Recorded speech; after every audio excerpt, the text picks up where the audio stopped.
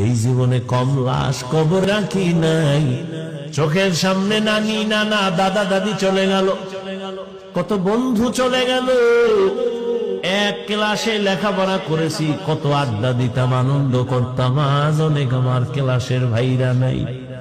ও আল্লাহর বান্দা, এক সাথী ভাই আমার বড় আপন নাই। লেখাপড়ার পরে এখন বয়ানে নাই মেরেছি, আর মোলাকাত নাই, মোবাইলও নাই।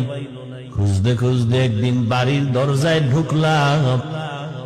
আমার অমুক ভাই আমার এক ক্লাসের, কোথায় বাড়ি খুঁজা বাড়ির দরজা দিয়ে দুইকার নাম জিগাইলাম, কাহাই বাড়ি তার, কোথায় আমার ভাই, একটু তার সাথে মোলাকাত করব। যেই লোকটা আমার কথার সামনে এসে দাঁড়াইছি, দেখি দাঁড়ায় দাঁড়ায় কান্না করতেছে, চোখের পানি ছেড়ে দিস। আমি বললাম, ভাই আপনি কে, কেন কাঁদেন? বলে, আপনি যার কথা বলতেছেন সে আমার কলিজার আপন ভাই।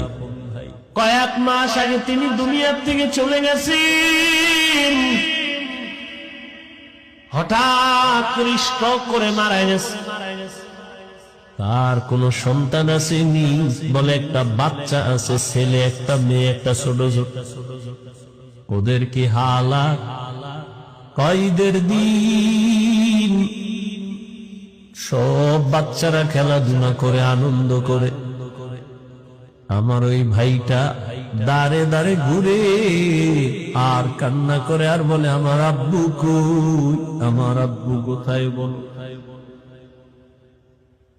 এরে আল্লাহর বান্দা, কিসের পেছনে ঘুরতেছো?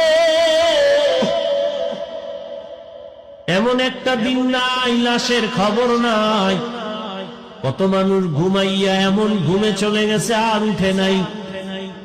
তুমি যে আগামী বছর বাঁচবা, বয়ানে বসবা, তার কোনো গ্যারান্টি নাই। গত বছর এখানে বয়ান চলছিল, বয়ান করেছিলাম, অনেক আল্লাহর বান্দারা ছিল। আজকে খবর নেও